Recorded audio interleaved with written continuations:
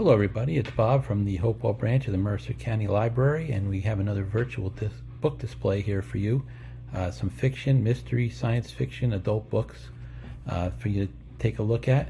So while you're waiting for some of the more popular books like The Vanishing Half or Deacon King Kong or the new Harlan Coben book to come out, you might want to consider these, put them on hold, and you can pick them up with our curbside pickup that is available. And do it in that regard. Here are a few of the books that we're looking at.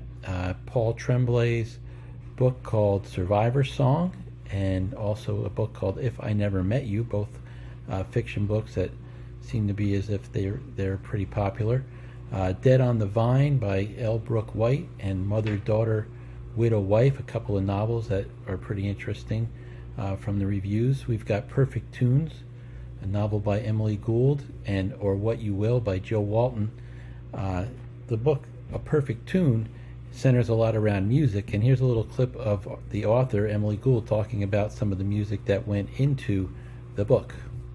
So I put a playlist on Spotify that's a little bit what I was listening to while I was writing the book, but also just some of the music that is informed by like the themes of the book. And the two most important tracks to me on the playlist are the first track and the last track. The first track, Heartbeats by The Knife, which is a song that's been covered by a lot of other artists, is actually the song with the lyrics that the title of the book is taken from.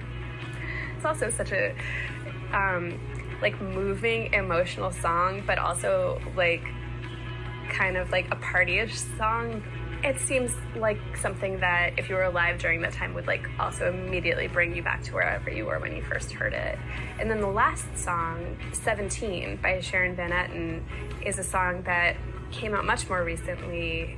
That song to me is just the themes of the book, but just perfectly compressed into this little 4-minute package. A couple other books that we have are Safe by S.K. Barnett and Summer Longing by Jamie Brenner, which is a nice summer book for those people I know like to read books in the summer time about summer. This Is How I Lied is a thriller from Heather Gudenkauf, and The Girl from Widow Hills is a thriller from Megan Miranda. And here we have a little clip from the author, Megan Miranda, talking a little bit about the backstory for the main character in that book. When Arden Maynor was 6 years old, she was swept away during a storm while sleepwalking, and she became trapped in the system of pipes underneath the town of Widow Hills. She miraculously survived and was found 3 days later, and the story only grew from there. People wrote articles, and there were talk shows, and her mother wrote a book, but the attention all became too much.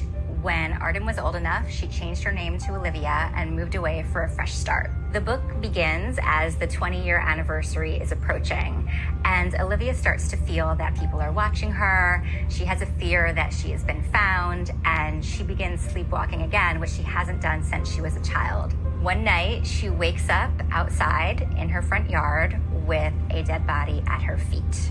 And she realizes that she's about to become the center of another story yet again. But this time, she's the center of a murder investigation. That seems like a pretty interesting book. Here's another summer book for you, One Perfect Summer by Brendan Novak, and also The Stolen Gold Affair by Bill Pronzini is a bit of a mystery type book that people might like. A Year of the Witching by Alexis Henderson, and then a nonfiction book called Run to the Finish by Amanda Brooks, which is kind of for like if you're an everyday runner, you want to avoid injury, you don't worry too much about how fast you go, but it's got a lot of good tips in there about running. And then 2 science fiction books for our science fiction fans, The Kingdom of Liars by Nick Martell and The Companions by Katie Flynn. So those are all books that you might be interested in. Beginning August 3rd, we've expanded our curbside hours, so now there's evening pickups on Wednesday. There's some Saturday hours. Make sure to call your local branch once your books are in and come and pick them up. And hopefully everybody has something to read. And we'll see you out there real soon.